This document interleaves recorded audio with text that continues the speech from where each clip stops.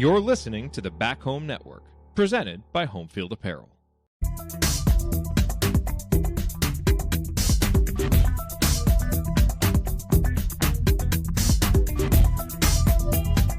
Welcome back to Crimson Cast. Galen Fabio joining you as we are still in the first week of the IU coaching search, and it already seems like it's been going on for like a couple of weeks at this point, but was plenty to talk about with it. And so we wanted to start bringing on some of the folks that we've talked with in the past throughout the coaching searches. We got Tony Adragna joining us, who I think most of you are familiar with either from X or from his work with the Back Home Network. Tony, great to see you. How you doing today? I'm fantastic.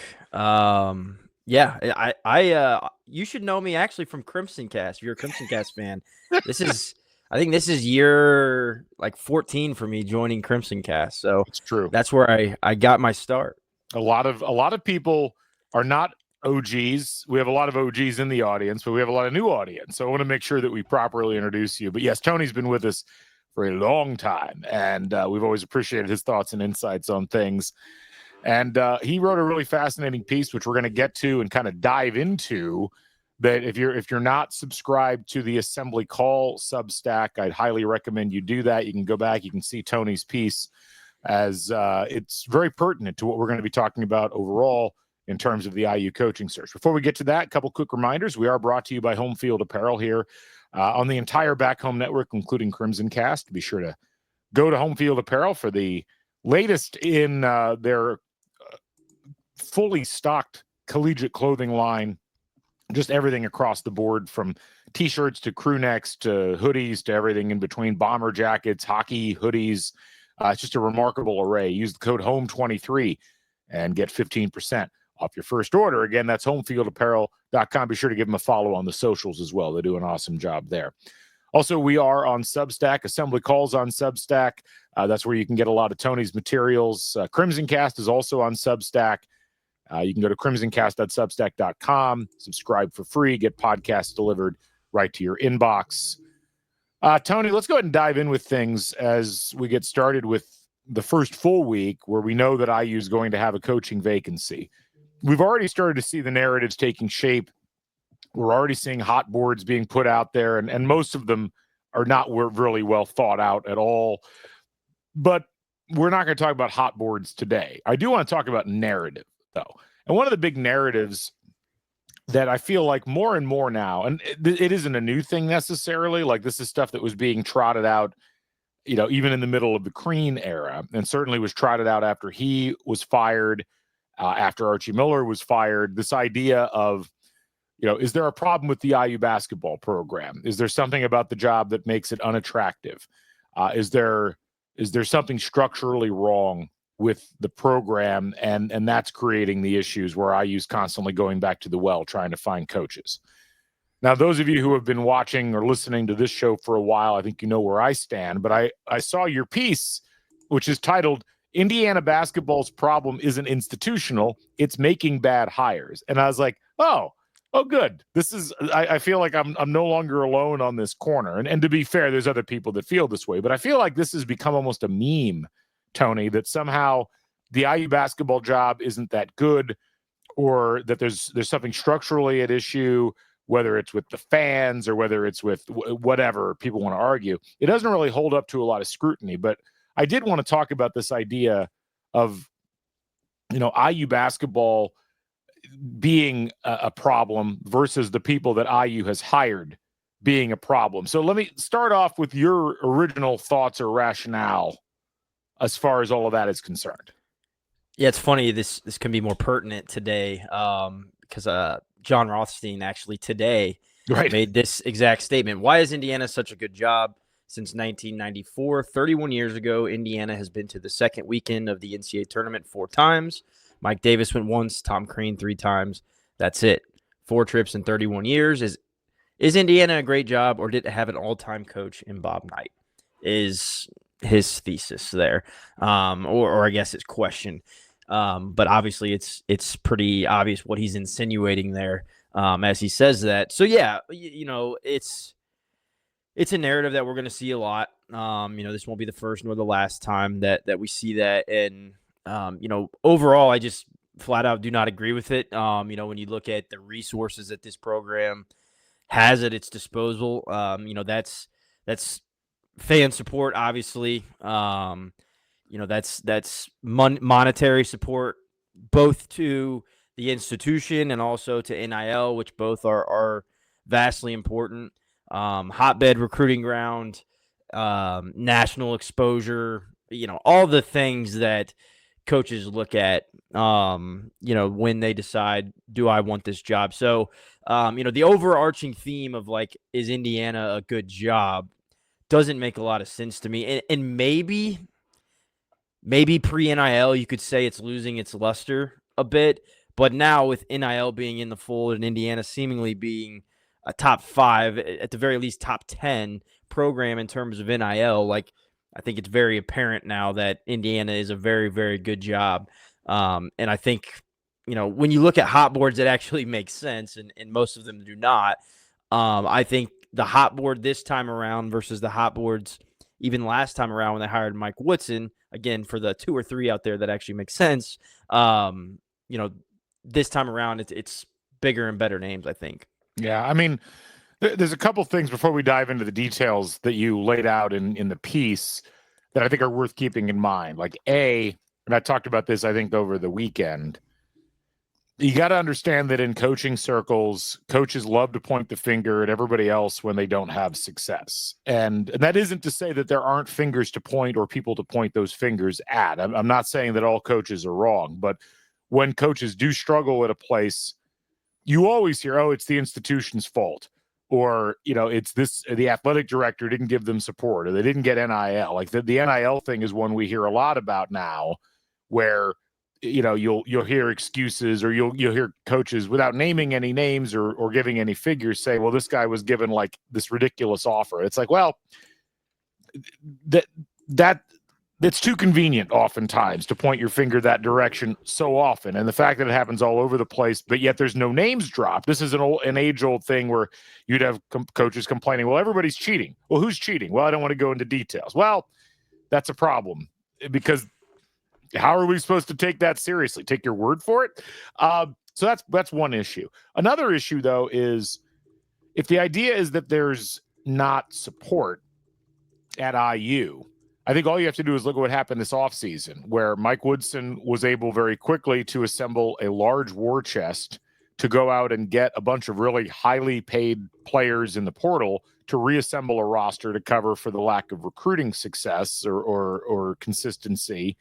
And that's not something that's going to happen in a lot of other locations. The financial resources are there.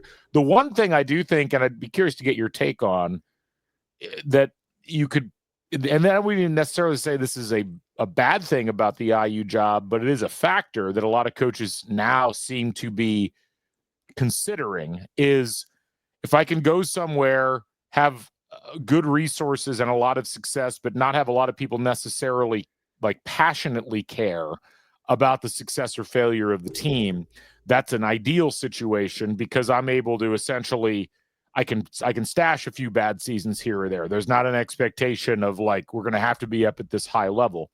I don't know if I totally buy it, because it's when I look at where a lot of coaches are having success, yeah, some of them are doing it at non-traditional basketball powers, but they're generating a lot of sudden new expectations with the success they're having. And the idea that people just go quietly into the night if they start struggling doesn't make a whole lot of sense. How much of that do you really think factors in with Indiana, where there's this perception that it's a fishbowl, that you're going to be constantly under scrutiny, that the expectations are way too high? It could be one thing if IU was firing coaches after long, streaks of tournament, making the tournament and success in the tournament and finishing in the top 4 of the Big Ten. But that's fundamentally not what's happened at Indiana over the last 25 years. But I'm curious, how much of a factor do you think that actually is? To me, I don't think it's one at all. And honestly, let's pull all the candidates in and ask them, is this something that concerns you? And any of them that say yes, all right, goodbye. To me, that's very much kind of a loser mentality and not somebody that wants to go win titles. And I could be wrong in that assessment, but I want a guy that wants the pressure. Like, they say pressure makes diamonds or burst pipes, and it kind of depends on how you deal with it. So, I'm sure there are people out there like that, but to me, those aren't necessarily guys that have national championship aspirations. Those are guys that want to be comfortable. And to me, that's not somebody that I necessarily want leading the program. So is it a thing?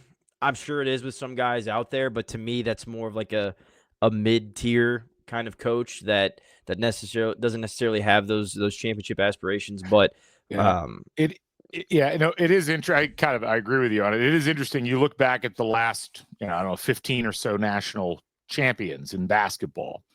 There aren't very many schools that you wouldn't consider to, have really high expectations that have won those. I mean, Virginia is up there. Villanova is kind of a special case because it's relatively small. But I mean, North Carolina, Duke, UConn, Kansas, Kentucky, Louisville, technically with an asterisk. I mean, these are all programs where I think we saw this with UConn. They won titles, and then they had a coach who won a title and then was struggling to make the tournament. It's not like those fans enjoyed that or were kind to the situation as it was happening.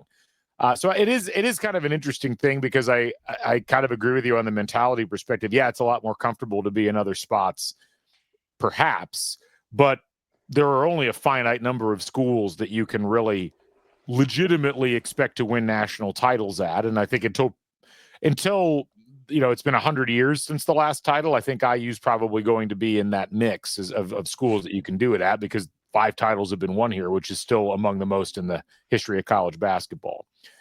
So kind of pivoting from that, I think this is where looking at the coaches that you talked about and the way that they were hired, rather than looking at some kind of 25-year continuum with IU basketball, really makes a lot of sense. Because one thing you could say, Tony, is that there's been no archetype for hiring IU basketball coaches. It has been very situational. It has been very in the moment. It's been very much decided upon by whoever happened to be in charge at the time, or not, as the case may be in a couple of instances. And that does get lost in these kind of broad macro evaluations of whether the job is good or not. It certainly does. Yeah. And, you look all the way back to, the post night firing with Mike Davis.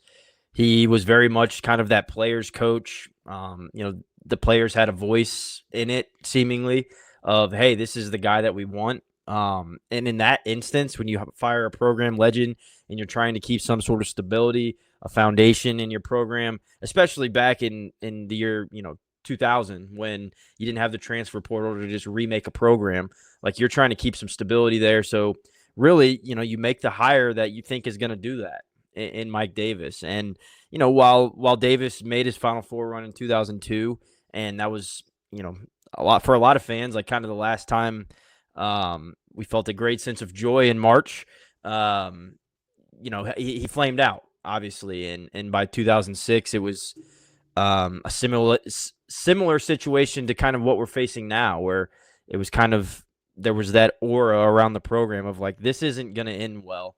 And, finally there was an announced resignation at the end of the year and whatnot. So it actually has some parallels to this season, except for that team did make the NCAA tournament, which I don't think this one's going to. But yeah, so I think, with that, you look at that job. So what I tried to get at in my piece was, okay, well, when these people left Indiana, then obviously if Indiana's just this horrible program, well, then when they left this fishbowl environment, they thrived elsewhere. And my point was, obviously that's not been the case. In Mike Davis's case, he went to UAB, made one NCAA tournament in 6 years. Then he went to Texas Southern, which obviously not exactly a basketball powerhouse. He found some stability there, was there about a decade, made a couple tournaments as 16 seeds, and then, kind of try his hand one more time to get back into kind of the higher ranks of college basketball, was a head coach at Detroit Mercy, made his son almost the highest scoring player in NCAA history. And then his final year at Detroit, had one of the worst seasons in college basketball history with a 1-31 season. And now he's an assistant coach at Memphis. So, like, looking at that, obviously after Indiana, never really found success at a high level that would have proved that he was capable and had the coaching chops to kind of lead this Indiana program to the heights that we'd all like to see it get to. It was one of the complaints and the concerns about the Davis move. And I think it's important. I mean, it was literally 25 years ago. It's important for people to understand there were not a lot of folks that were excited about Mike Davis being named head coach, but it was a stopgap. At least that's how I think it was viewed, to keep the players in place. They had advocated for either him or John Treelor, who was the other assistant. The administration actually offered both of them the co-head coaching job on an interim basis for that 2000-2001 season. And it was always the debate. Well, Davis finished that season. They were a 4 seed. They lose to Kent State in the first round. It was a pretty loaded roster, but that was the best seeding that Indiana had in a while. I mean, the previous time that Indiana had been seeded as high as 4th was 1993. So, I mean, there were other things that went on behind the scenes that made that hire what it was in terms of converting Davis from the interim coach to the permanent coach. I certainly, at the time, I had just graduated from college, or was just about to. I was the sports director at the radio station here. I didn't think it was a good move because you just didn't have a lot of evidence that Mike Davis knew what it took to manage a program of Indiana's stature. And a lot of people at the time, and this, I think, kind of gets into both a groupthink problem, but also a misdiagnosis of how a basketball program runs. I think people at the time, almost taking the exact opposite of what this particular podcast is trying to talk about, assumed that Indiana basketball was going to run itself and that you needed essentially a finisher, and that, Bob Knight had lost that capacity.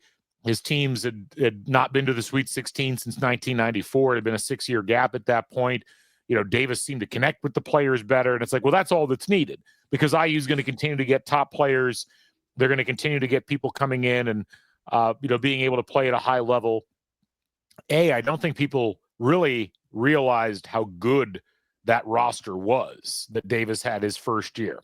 You have Jared Jeffries as a freshman. You had Kirk Haston, who actually ended up going to the NBA. After that year, you had Tom Coverdale, who had not played hardly at all the previous 2 years, but had stated in a media interview leading into that season that he had really rededicated himself to basketball. He kind of found his passion again, and that clearly showed. You had Kyle Hornsby. You had all these pieces alongside players like Jeff Newton and A.J. Moye, who either hadn't played yet or we were just getting to know. My point is, there was a lot of scaffolding there that Mike Davis was able to step into that allowed that early success. And then you saw it the following year where they had, it was an odd season. They lose 10 regular season games. They lose to Iowa in the second round of the tournament in Davis's first full season, but they make the national title game. And so many people, I think, looked at that and said, well, see, vindicated decision to put Mike Davis in control of the team. But what was happening underneath the surface was that the cracks were already starting to show in terms of the lack of understanding of how to manage that type of a program and what kind of recruiting you needed to do. And also just all of the things that come with running a large program in terms of interfacing with donors, interfacing with alums, and being able to set up a culture that's going to sustain. And I think so many people at the time were excited that it wasn't Bob Knight and that it was a different culture and a different approach. And I'm not saying fans were necessarily excited, but I think people around the university were excited about that they tended to be somewhat blind to the fact that even though the team was having success in that first year or so, that it was not setting up well long-term. That really did manifest itself over the next 3 years of Mike Davis's time. And you saw him make mistakes. You saw him, essentially throw his seniors under the bus after the loss to, what was it, Pittsburgh, I think, in the 2003 NCAA tournament. You saw him have, that meltdown against Kentucky on the floor, which led to him charging onto the floor and slapping his head and ending up getting thrown out of the game. Yeah. I mean, there was things like that where you, if you were paying attention, it's this is a potential problem.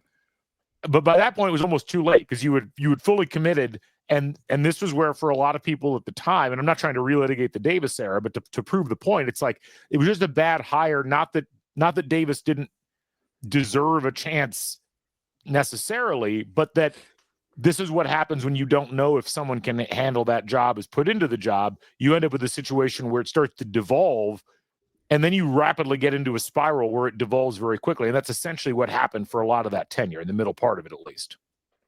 Yeah, and like you said, ultimately, bad hire, which was kind of the crux of what I was getting at. And then, you make a bad hire, it's post legend, and so kind of making it an emotional decision and whatnot, whatever the case is, you put that to bed, you let him go after 2006, and you turn over a new slate, and that's when you get Kelvin Sampson coming into Indiana. Now, Kelvin Sampson is the one caveat in all of these guys post IU career that have had success at the college level since being let go by Indiana. However, obviously there are numerous caveats with that. As a guy that was given a 5-year show clause, had to go rebuild himself as an assistant coach to the NBA ranks.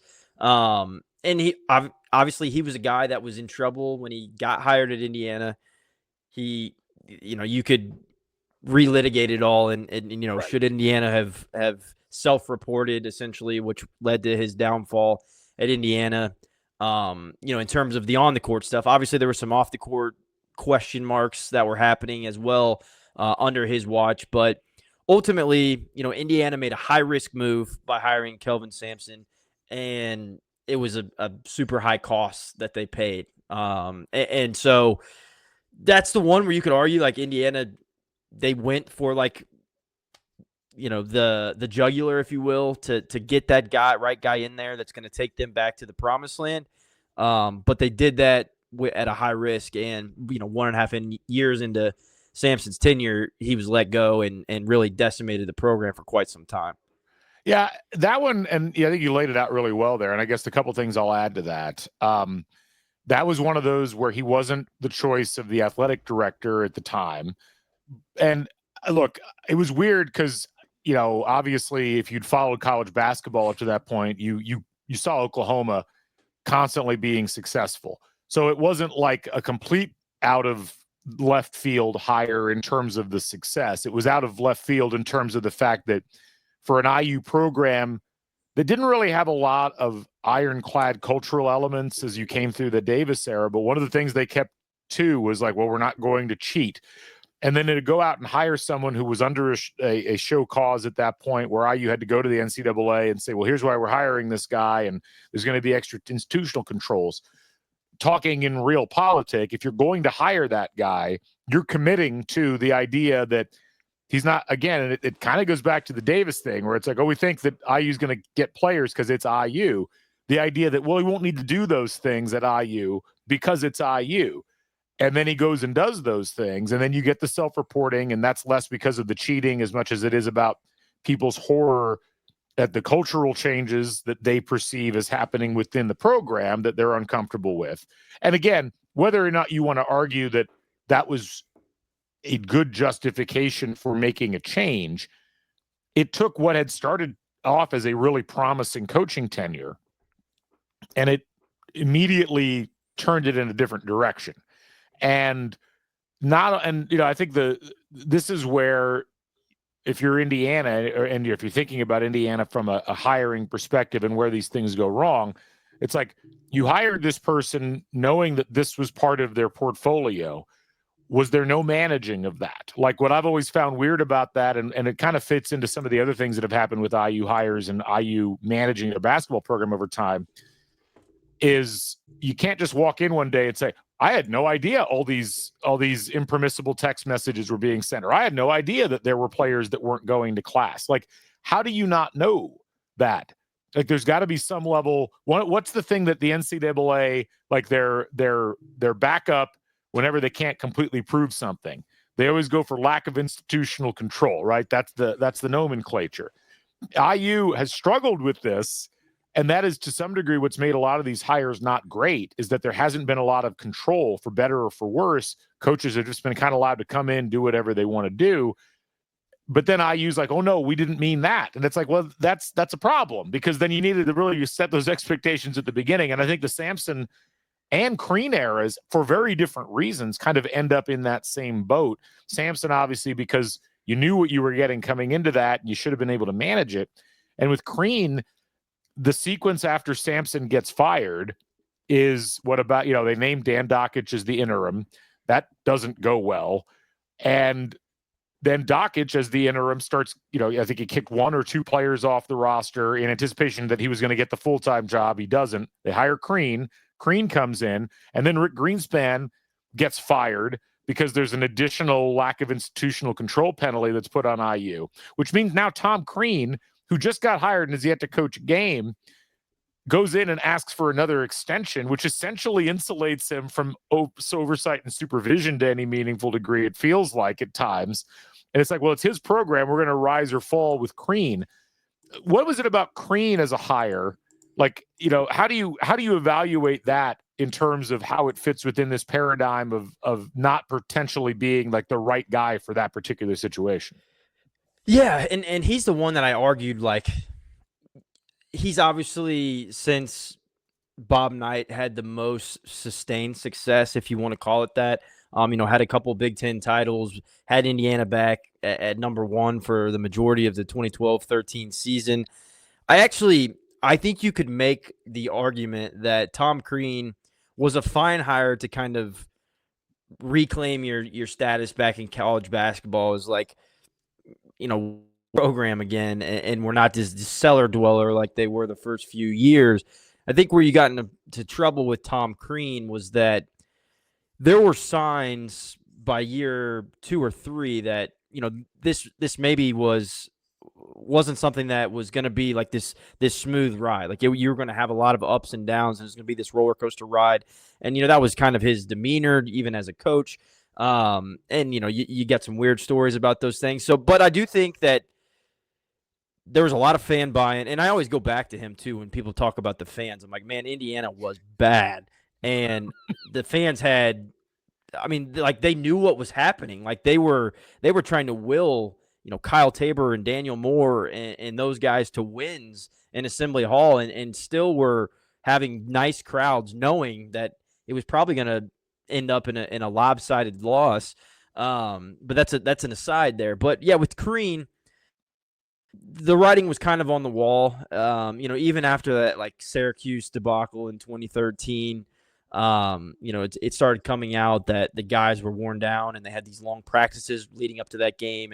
And then the recruiting well started drying up. So for Crean, I don't necessarily think it's like this god-awful hire that Indiana made, but I also don't think that, like, them letting him go or him not finding sustained success there was, this indictment on the program. Right. And then again, that you look at what did he do post Indiana? He went to Georgia, I think he was 20 games or more under 500 at Georgia, and now he's out of college basketball as a coach. And so that's one where Indiana didn't make their long-term hire, I guess. If they were trying to find the guy that was going to come in and be this level-headed, you raise the floor and your ceiling is national titles. Like, that wasn't Tom Crean. And so by them letting him go, perhaps even too late, in some people's estimations, that was wise on their part. And it wasn't some institutional failure that was leading to Tom Crean's demise. Yeah, I go back and forth on it. At the time, IU was in an interesting spot because this is the one time I think there's some credence to the idea that this job was imperiled as far as being a top job, because no one knew what the NCAA was going to do in response to the Sampson violations, which again had happened under a show cause that Indiana had agreed to abide by, and that was basically going back and saying, oops. And then you had the additional sanctions that were likely coming, and then you had the way that, like, the messy way that Sampson was let go. So I can't blame Crean for taking the job, and I can't necessarily blame Indiana, because if you're a top coach at that time, that does look like kind of a dumpster fire to be bringing people into. What is interesting, though, when you go back and look at Crean's career pre-Indiana, I don't know under normal circumstances if he's the guy that gets hired, because he made 5 tournaments in 9 years at Marquette. He had Dwayne Wade for the year that they went to the Final Four, and the rest of the years they were out in round 1 or round 2. They in the last 3 years leading into the Indiana job, they didn't get a seed above sixth in the Big East. And they were a decent team in the Big East, but I remember watching those games. I know you do as well. Like it was a program that was clearly like a step below the top powers in the Big East. And we think about those things very differently now in terms of like, well, what criteria do we need as a coach for you to really step into that next level? So I always do wonder, like, if not for those particular circumstances, is that the guy they end up going with? They had talked about him in 2006, but they didn't settle on him. He wasn't even one of the two, final guys considered from what I understand. So that is an interesting aspect to this that I think is worth bringing up. Yeah. What I always go back to with Crean is that Marquette fans were not sad to see him go. Right. And that's never good. No. Well, that's the other thing. It's like the last 5 years he was at Marquette, they lost 12 games, 11 games, 10 games, and 10 games, which, when we hear certain candidates being talked about now, and I look at their records, and I'm like, that guy's got a lot of 9, 10, 11 lost seasons in a row. That's normally a little bit of a red flag. It may not be a complete red flag. There may be mitigating circumstances, but that's not necessarily what you're looking for. And your point about Crean at Georgia, it kind of recasts the whole thought process. A lot of people have taken to looking back at the Crean era, and I understand why, and being like, why don't we just rehire Crean because we had our best successes there. But this is actually, to some degree, to me, almost a proof that the IU job is really good, that he was able to bring the players he was able to bring in to make that 2-year run so successful, and even that 2016 team. But it didn't always fit. It didn't always come together outside of that. And you look at what his recruiting looked like at Georgia, the recruits were there, but the results never were. And again, I think you really make a good point. This almost feels like the one moment where there was equilibrium, where perhaps coach and team were bringing both each other up, but there was a lack of sustaining there. And that's ultimately what you have to have in any big job, not just the Indiana job. Absolutely. And yeah, I mean, 57 and 89, I think, was his Georgia tenure record. I mean, he had Anthony Edwards on his team. Like like he's mentioned, it wasn't like he just wasn't able to get guys there. But not sustained, not any success, to be honest, not sustained. But Indiana moves on. And really they went out and got the hottest name out there. Archie Miller, I think, at the time was a year or two removed from the Elite Eight. He had the coaching pedigree, brother of Sean Miller. Their dad was a high school basketball coach for numerous years. And, really from the start of his tenure, like literally the first game of his tenure, Indiana State goes out and hits what seemed like 53s and blows the doors off Indiana. And, I mean, he really never got it going anywhere near a level of Indiana fans being like, all right, here we go. Like, now we go. Now his third season, probably was going to make the tournament. I actually looked back at the bracket matrix history, and I think they were probably pretty squarely in. They had just beaten Nebraska. Like they were a double-digit seed, but I was doing brackets at that point. They were definitely in. Yeah, and so again, I also think that's why this is also an aside that Mike Woodson and Archie Miller, maybe the vitriol wasn't quite as heavy for Archie in year 3 and 4 as it was for Woodson, because the program trajectories from after year 3, Archie actually looked like he was on his way up, whereas Woodson already looked like he was on his way down. It's another aside, but I wanted to note. So Indiana hires the hot name in Archie Miller, and just never got it going.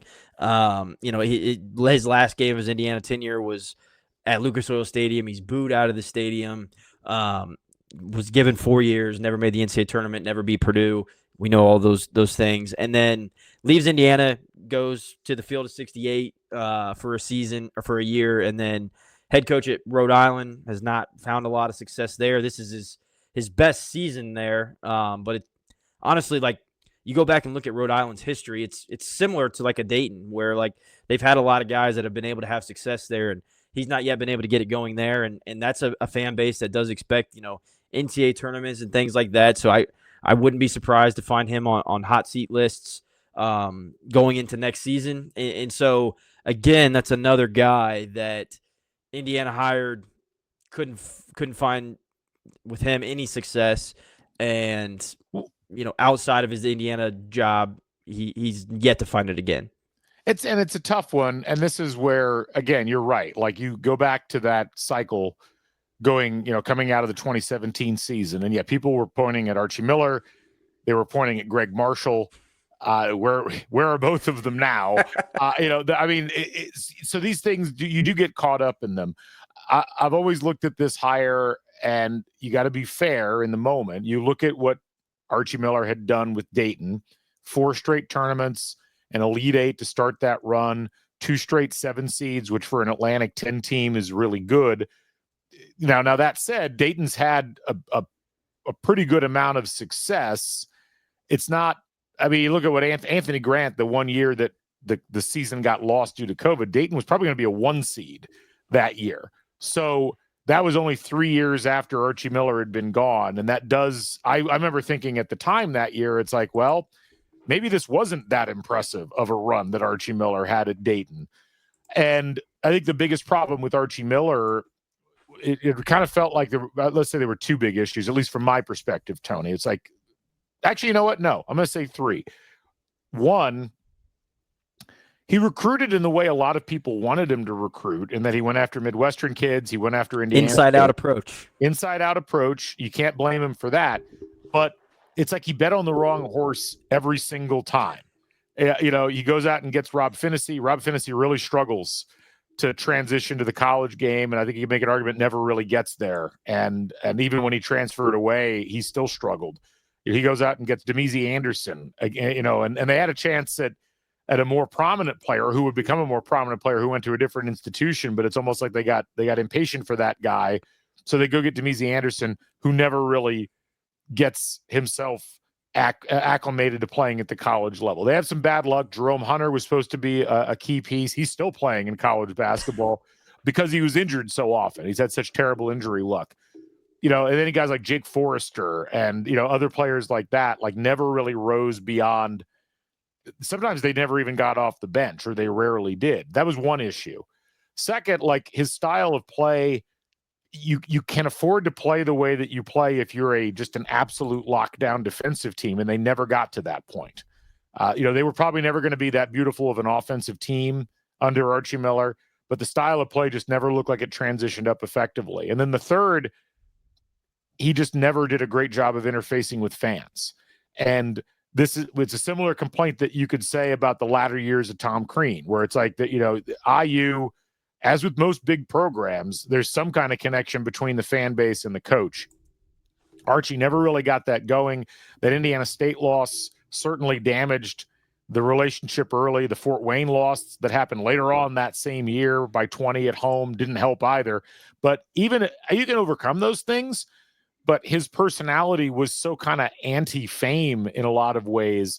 It made it hard to feel like this was the guy that should have been coaching. And then the actual results did nothing to help him there either. So it was like, as much as it looked like a great idea on paper going in, it just never synced up with reality. It did not. And I'm looking back at Archie's tenure as a head coach, and honestly, for his first 3 seasons, as a college basketball head coach, were his best 3 seasons offensively. Yeah. He was number 29, number 28, number 37 in terms of adjusted offensive efficiency in the country at Dayton. His time at Indiana, adjusted offensive efficiency was 92, 82, 65, 70. Not great. Not where you want to be. Unfortunately, it's where Indiana has been for quite some time. But yeah, so Archie doesn't work out. Indiana makes the move to fire him after 4 seasons. It was very evident that's what Indiana was going to do by the end of that 4th season.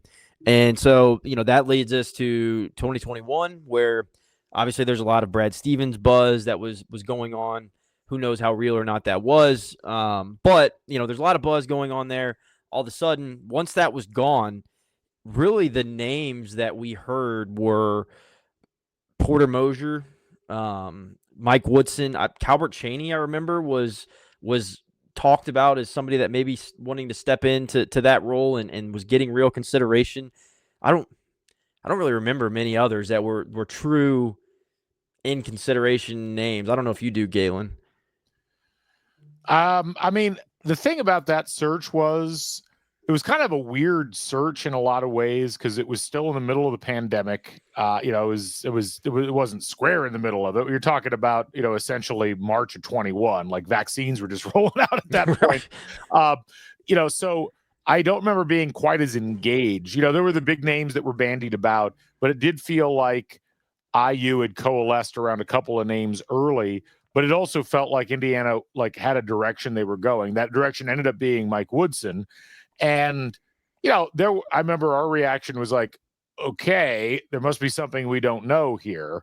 And most people, and this was talked about in media as well, a lot of people were very skeptical of that being the right hire. And that one's a weird one because it did, like, Woodson, if you were going to make an argument in favor of the Woodson hire, it wasn't, the basketball coaching at the college level, this is what it needs to be, because there was no real argument in favor of that.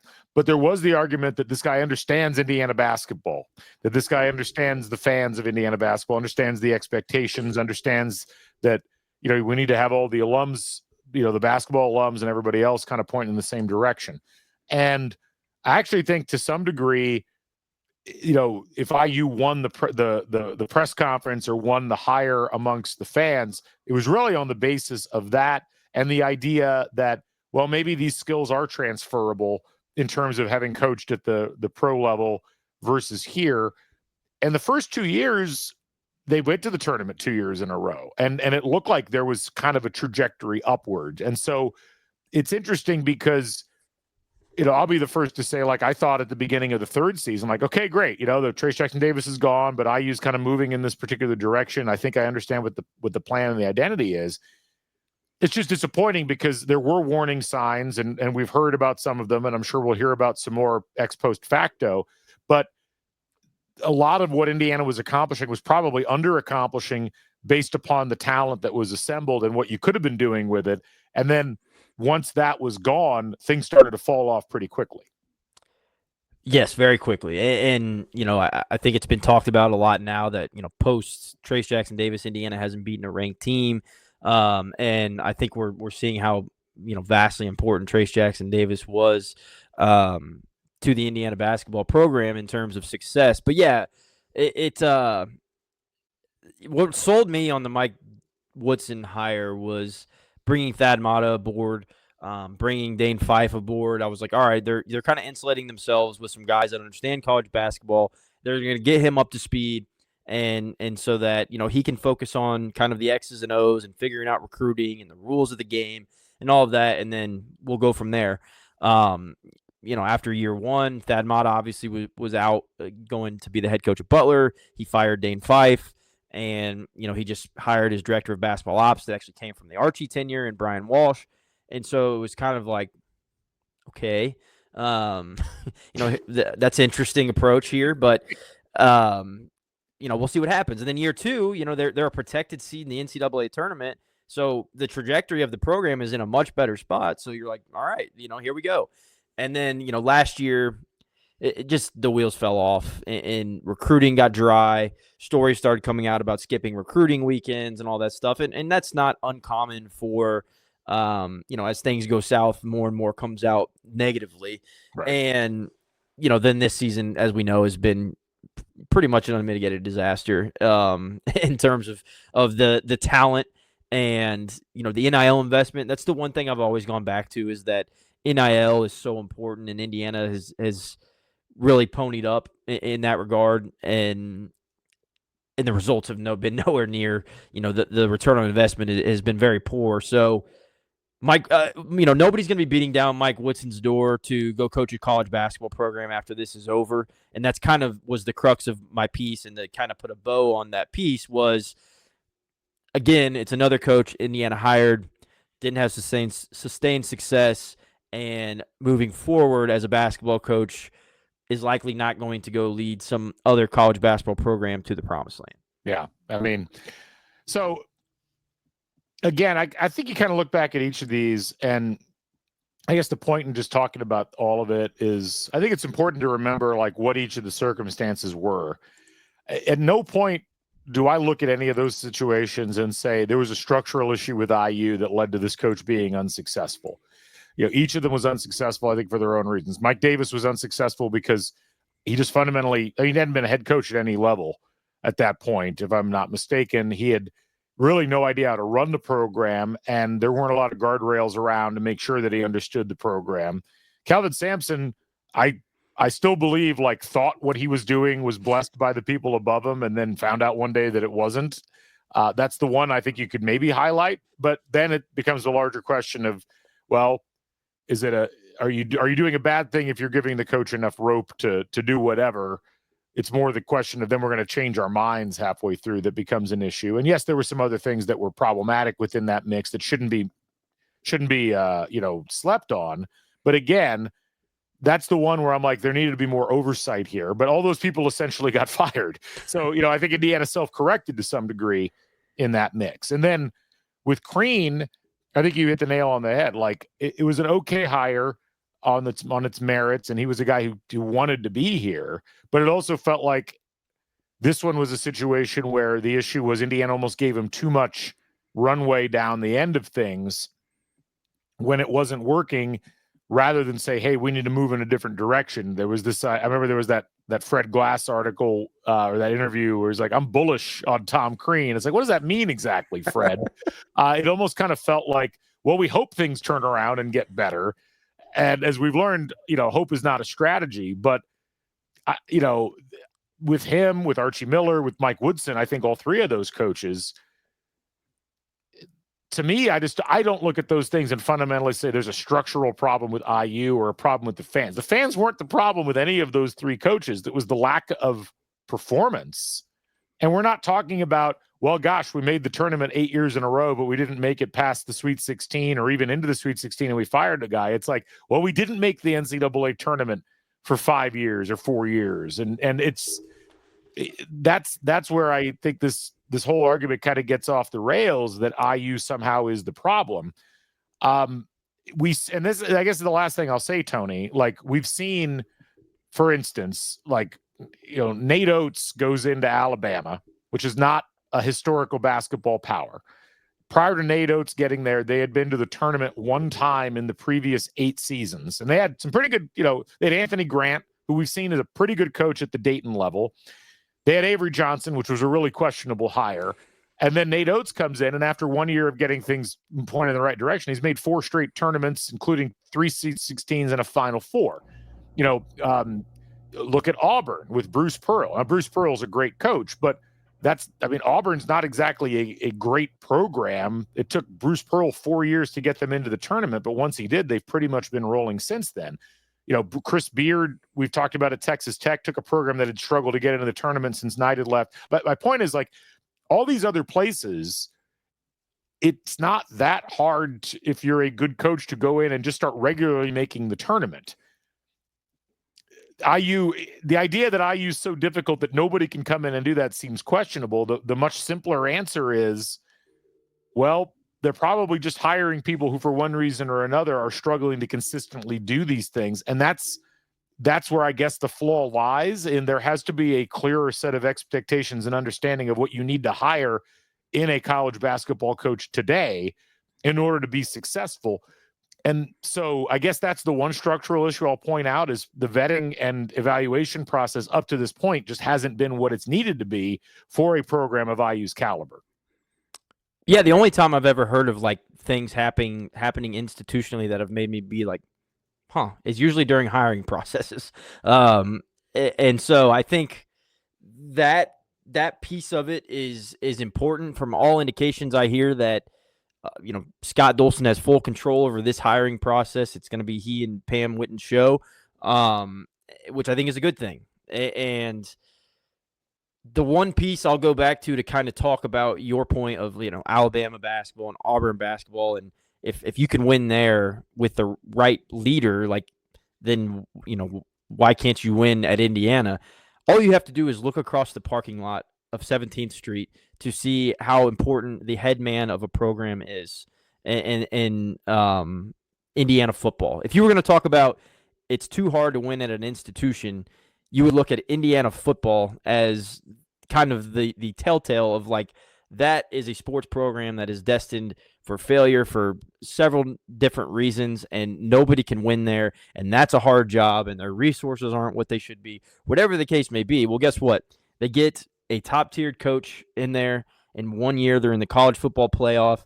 All of a sudden, the resources are pouring in. And so, when you talk about institutional things, if Indiana football can get things flipped, and they get it flipped because they get the right guy at the top of the program, then Indiana basketball certainly can do the same. And it's a lot easier to flip a roster in basketball than it is in football. So to me, that kind of conversation loses all of its weight when you start talking about institutionally, when you can literally just look over at Memorial Stadium and see what having the right guy in charge can do for a program. Yeah, no, it's true. I mean, that's going to be the fascinating thing, and that's where my hope is. And look, we'll see how the end of the Woodson era happens. I think that Woodson's going to.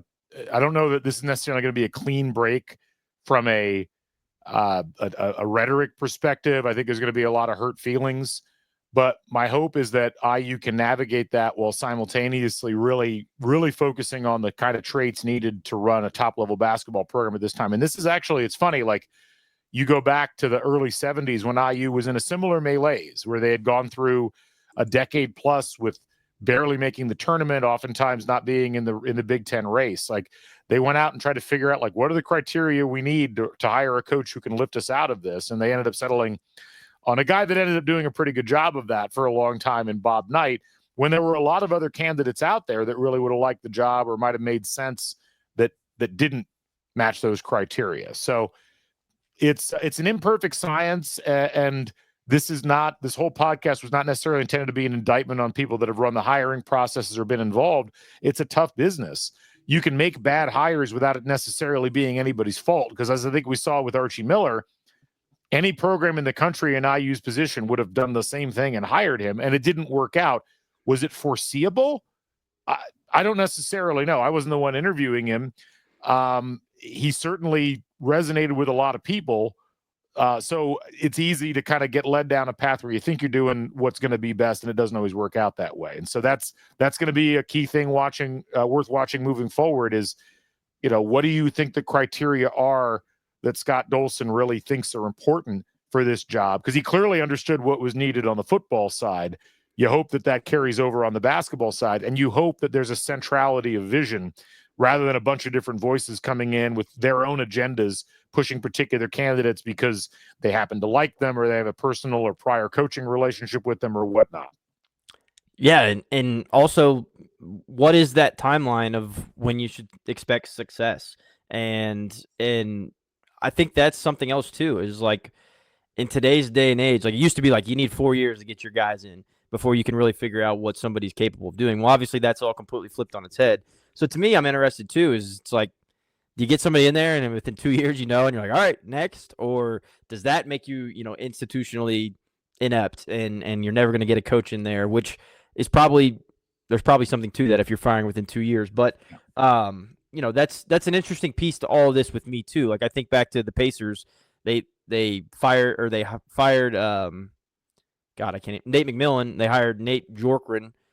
He was horrible. 1 year, they let him go. Well, this is all kind of professional sports now, where in professional sports you see those hirings and firings happen much quicker. Like, is that where a program like Indiana goes to now, is where it's like if you don't have success pretty soon, like we're going to send you packing. Well, yeah, and I think, to kind of wrap it up, I think that is a really important key. And it's less about, are you getting immediate results? I think it's more about, is this person operating in a way that we can see is going to work culturally, and is it pointing in the right direction? And I don't know that that's necessarily been a paramount thing for Indiana in the past, but it should be, because Scott and I have talked about this on the main show a bunch. It's like North Carolina, when they hired Matt Doherty, I think they could tell pretty quickly, even though he had a really good first season, they could tell that was going the wrong direction. And he had a bad second year, but even with that rebound in the third year, it was not working. They went out and got Roy Williams. They set out on that pathway. Kentucky with Billy Gillispie was the same thing. And Purdue with Ryan Walters. Ryan Walters is a really great point. And look, what I always find fascinating is sometimes these are dice rolls that you take on a hunch. I think, people, it was fascinating the reaction to my little mini pod yesterday about Matt Painter being the first guy that IU should offer. The one thing I'll say about Painter that I find fascinating about his career is that if you go back and look at his trajectory, he was a Bruce Weber assistant. He was on Bruce Weber's staff. He takes the Southern Illinois job. So he does 1 year at Southern Illinois where, he's got Bruce Weber's team. And that was Bruce Weber's team that had been to multiple NCAA tournaments in a row. In 2002, they made the Sweet 16. He has one good season where he gets them to the NCAA tournament. And then Purdue, who's desperate at this point because Gene Katie's career has fallen off a cliff, is like, we're going to hire Matt Painter at 34 years old as our coach in waiting. He'd been a head coach for exactly one season with somebody else's team. He sits on the bench for a year, and then they just launch him the next year as the head coach. I mean, it's worked, and they deserve a lot of credit for taking the leap. And I think they saw something in Painter where they were like, he understands the culture, and we're just carrying that culture over. It's a little different at IU because you're going to have to build culture from scratch, basically, because of all these changes over the last 25 years.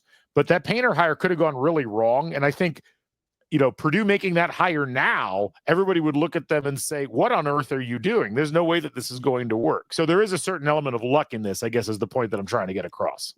Yeah, I think that was similar to what Indiana attempted this past time around. That was pretty unorthodox hire. Yeah. And a lot of people were asking, what on earth are you doing? Unfortunately, that wasn't our Matt Painter hire. Not. So anyway, a lot more to talk about as we'll move forward. Tony, go check Tony's piece out on Assembly Call. And obviously we will be checking in with Tony regularly throughout the course of the entire process. Tony, thank you for joining me on the show. Always a pleasure. Thanks for joining us on Crimson Cast, folks. We will catch you on the flip side. More podcast action later on this week, and Indiana playing Michigan State tonight on Peacock. So Godspeed with that. We'll catch you folks on the flip side. Stay never daunted. Bring back the blessing. So, everybody.